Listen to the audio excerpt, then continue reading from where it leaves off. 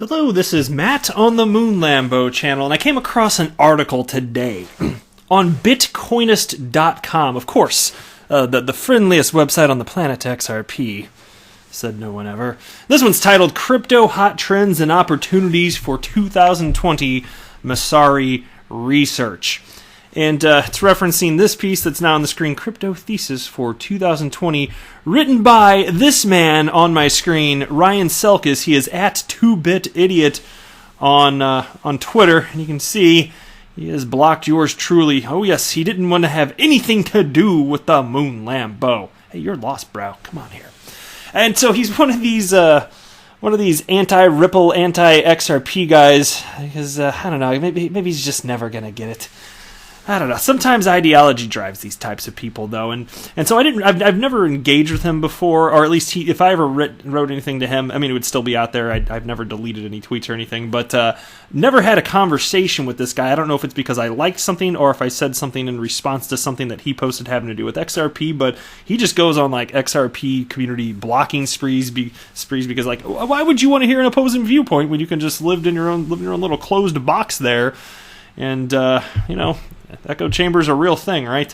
And so there we are there. Moon Lambo's so bitter about it. No, I'm just kidding. But anyway, I want to run through this piece, and only some parts of it. Like the parts where he's talking about Ripple and XRP. I thought that would be fun, so we're going to talk about it. I've also got an article shared towards the end of the video that's fascinating. It's titled, Could Post-Crypto Bubble Bitcoin Follow .com Crash NASDAQ Chart? Ooh, could it indeed? And a lot of people have talked about just the concept of the whole bear market, from 2018 up to today, and is that going to result in a flushing out of the system? And that's the type of thing that I've talked a little bit about it on the channel, but this article, regardless, caught my attention. But before we go any further, if you would please delicately tap that like button and go ahead and subscribe to the Moon Lambo channel, where I report on the latest in women's fashions and talk about all things pop culture gossip. Oh gosh, we have a killer time here. You know you want more of that. All right, into the piece now. So, the crypto sector has gone through a turbulent year, air quotes, with significant developments in the background. Despite the setbacks, there are expectations for significant trends that will shape the moods, attitudes, and decision-making of 2020. And so here you can see there's a tweet on the screen with Ryan Selkis pointing out, hey, I put out this report, and he's the founder of Messari, by the way. I can't remember if I mentioned that in this video already, but yeah, he's got 92,000 followers or something stupid like that on Twitter, and he's the founder of Messari, which is notorious for putting out all sorts of FUD and nonsense about Ripple and XRP. So I'm just going to scroll down here because there was one line that was catchy, and then I'm just going to jump right into the report. I don't really want to go through this article. But check out this sentence, a couple of them actually. Previous trends in crypto have been altered by Selkis. He is now especially critical of XRP, calling it, here, check this out, calling it a project that is too big to jail. Oh my god, this guy's so clever and witty. Why didn't I think of that? Instead of too big to fail, he replaced that letter F with a J, now it's too big to jail. Oh man. Audible sigh. So here we go. Here it is on the screen. Crypto Thesis for 2020, and I just did the search function because look, I was thinking about covering some other parts of this, and then after reading through, I didn't read the whole thing. Most certainly not. I'm going to waste my time doing that. I quickly decided that was just a bad idea. So I'm doing the search function in this, and let's talk about what he had to say about Ripple. Quick notes. XRP, and this is written by him, by Ryan Selkis. XRP has tremendous and surprising staying power. I didn't understand it when I realized it isn't required to use Ripple's software. Well, if you didn't understand it, maybe if you didn't block Moon Lambo, then maybe Moon Lambo could have told you why it makes sense for XRP to have an open market price and staying power. But you done blocked me along with other XRP community members. Now you're going to get the answer. That's okay, he didn't actually want to know. Then he writes, I really don't understand it in a future that includes institutional stablecoins and central bank digital currencies.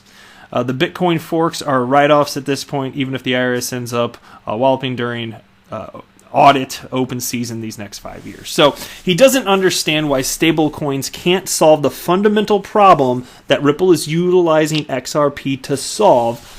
utilizing XRP as a bridge for cross-border payments. And of course, quite simply, it comes down to trust. And he doesn't understand, because think about it, because there's a couple ways this could go. So stablecoins, so this is supposed to improve the flow of money. Well, okay. So what if every bank on the planet had their own stablecoin? What problem does that solve? Well, obviously you can imagine a world like that where you literally, absolutely recreating the same friction that exists today, except for instead of using the legacy system and traditional ledgers, you're reinventing that exact same problem with a cryptocurrency. A stablecoin specifically backed by some sort of fiat currency. In what way does that improve interoperability? Well, it doesn't. Just imagine if every bank had their own coin, what would that look like? And that's what it would look like. You'd have no interoperability increase as a result of every bank using their own stablecoin. Okay, so now envision a world where maybe that's not the case. Maybe there are stablecoins out there, and maybe there's just these big pools where there's a coin out there, and then there's mass adoption of it. Okay, how are you going to have that take place? Because if you could understand why the correspondent banking is what it is today, you'd understand why it's foolish conceptually to believe that that's even a possibility. You have to understand that geopolitically there are different motivating factors for entities the world over, and this is lost on Ryan Selkis. This concept is completely lost on him. I don't know that it's ever been explained to him. If it has, maybe something just didn't register with it. It didn't make sense. Maybe who knows? But you're not going to have mass adoption the world over of one stablecoin, because of course different people have different motivating factors, and that would be best for whoever controls it. Because look, it doesn't solve the problem of trust. The reason it's not going to happen, the reason it won't, is because you can't trust everyone the world over. It's that simple. That's why I keep going back to, why does XRP make sense as a bridge currency? Trust. And that's my own original opinion. The number one reason is trust. It's stated quite simply. It just doesn't solve the problem. And so in reality, what's going to happen is there will be some stable coins, and some may get traction. They're walled gardens, though. When I say get traction, though, they're not going to solve the problem that XRP can solve, because you need a decentralized cryptocurrency to really solve the problem, where nobody has an advantage over anyone else, because it levels the playing field. Understand, that's what XRP is doing here when it's used as a bridge currency. It's removing the trust problem and leveling the playing field. But there can be some, walled gardens that continue to exist. It's fine. Maybe I suspect we will see some of that. You get a few big name banks, and then they're interoperating them for their own. Maybe they're big enough for it makes sense for them to have a stable coin. But most banks are small, and most banks aren't going to want to join that. They're already paying their larger competitors to tap into their liquidity in the form, the pre-funded accounts that are out there, Nostra Vostra accounts. Why would they want to do that in the form of a stable coin? Can you answer that? Of course they're not going to want to. It doesn't make any damn sense, says Moon Lambo. Jesus Christ. This is not that complex. It's just like, if you have your head in the sand, you're not going to learn this stuff. Welcome to the world of Masari crypto. All right, next. There's actually not too much more to even cover in this freaking thing, seriously. Here you go. Oh, here we go. It talks about Ripple and Capital. ICOs are dead, but ecosystem funds are alive. Okay. Going forward, it will be interesting to watch how some of these foundations manage their enormous coffers.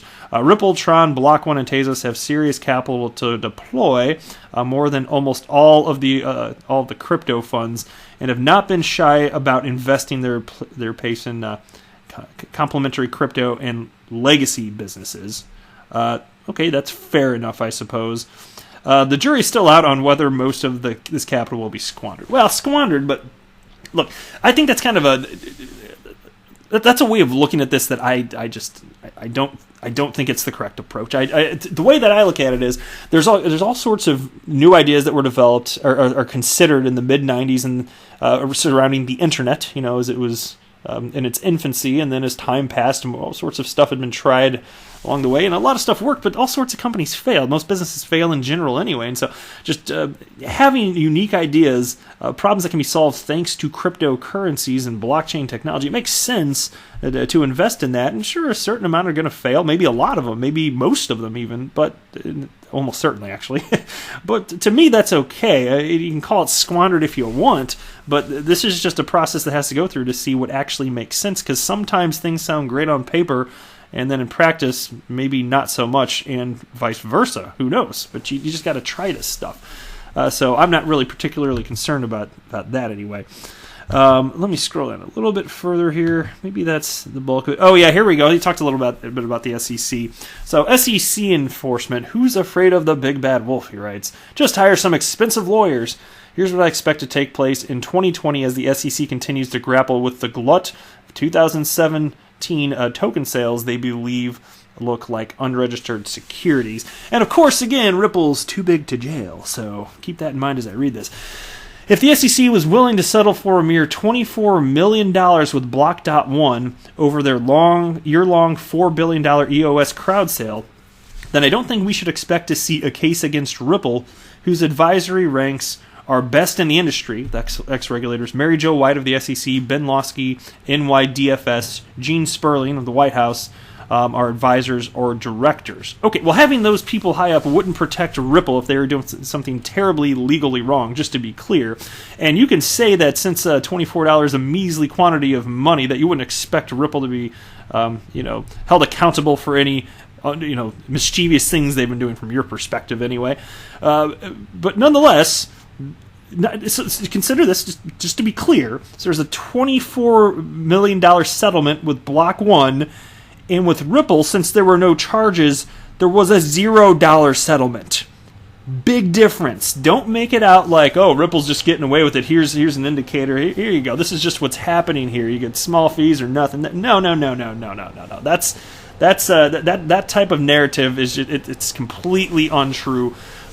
Ripple has been conducting business the way in conjunction with XRP for 7 years. I'm telling you, there's no way they could have gotten away with that for so long if they were actually doing such terrible things. And they didn't always have all of these great connections. It's just that they're great at networking and acquiring talent. Okay, there's certainly nothing wrong with that. But again, welcome to the world of Masari Crypto, and there we are. I want to share a tweet with you now from Galgatron, XRP community member, who wrote, there's nothing real about, referencing XRP, there's nothing real about the price at all. Whales are cashing out. The worst part is everyone thinks this somehow reflects upon the coins, not realizing that all coins are getting mauled by the same nefarious forces. Someday, the price of XRP will be the actual price. And I like that tweet, so I just thought I'd share it with you.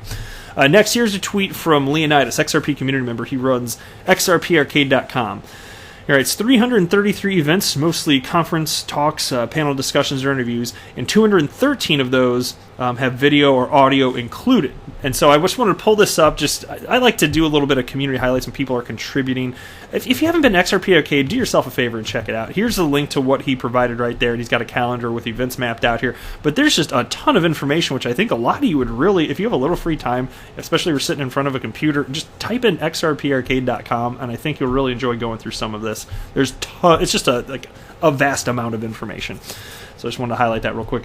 And lastly here, could post-crypto bubble Bitcoin follow .com crash NASDAQ chart? Here you go. The crypto bubble and Bitcoin's meteoric rise often gets compared to past bubbles, such as Tulip Mania or the .com crash.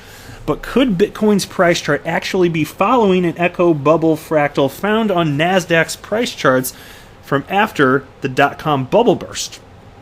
The leading cryptocurrency by market cap, Bitcoin, took the world by storm in 2017 when the crypto asset reached an all-time price of $20,000 exactly 2 years ago today. Since then, the crypto bubble popped, resulting in Bitcoin falling by over 80% to its eventual low of $3,100, while the rest of the crypto market and altcoins fell in value by as much as 99% in some cases. Now, the cryptocurrency bubble has drawn comparisons to a number of past bubbles, but a direct comparison with the post.com collapse price chart of the NASDAQ stock index shows a price pattern that looks somewhat similar to the price action playing out in Bitcoin markets currently. After the dot-com bubble burst, NASDAQ crashed in value by as much as 80% of its peak price, just like Bitcoin has. Once the asset bottomed, it grew nearly 3 times in value at the height of a following echo bubble rally. Once the echo bubble peak was reached, though, the fractal similarities between NASDAQ and current Bitcoin price action became even more convincing. Following some consolidation directly below the echo bubble peak, the asset suffered a significant drop, followed by a powerful rally that acted as a bearish retest of former support turned resistance. And if this sounds familiar, the same bearish retest and powerful rally occurred in Bitcoin at the end of October, which Chinese President Xi Jinping spoke about in support of blockchain technologies. This news-driven pump resulted in Bitcoin's third largest single-day gain in the asset's history. And that's particularly interesting considering that we've been in a downward price trend for all this time. You still saw that type of activity. Think about it. The third largest single-day gain in the asset's history. Anyway, but the entire rally was later wiped out in a continuation of the current downtrend, they state, right? Okay. So what happens next to crypto after it bottoms once again? Well, if Bitcoin continues to follow the same post.com NASDAQ pattern, the first ever cryptocurrency would suffer a sharp and violent fall from there, taking the crypto asset down another 30 to 40% towards the last remaining diagonal trend line located around the $5,000, maybe $4,800 currently. The good news is that after the asset found a bottom once again, it went on to embark on the greatest bull run the world has ever seen, one that is still going even today, nearly a decade after the initial collapse. And look, Bitcoin, cryptocurrency, not going away. Bitcoin, not anytime soon. Maybe it will one day. It depends on the degree to which it's actually adopted, if we can find a real use case. Crypto, it's here to stay, though. And so I'm just telling you, it's a fun comparison. I always like comparing crypto to the dot-com boom and burst because it's just the parallels are uncanny in many ways. And as a result, I don't believe for a moment that we've seen the best days of XRP or crypto. But I'll make another video since there's so much crazy price action. I'm going to make one more video today, and I got to talk a bit more about price. I got some stuff to say, but that's it for this one. I'm not a financial advisor. Do not buy or sell anything because of anything that I say, all right? That would be a very, very, very bad idea. Until next time, to the moon, Lambo!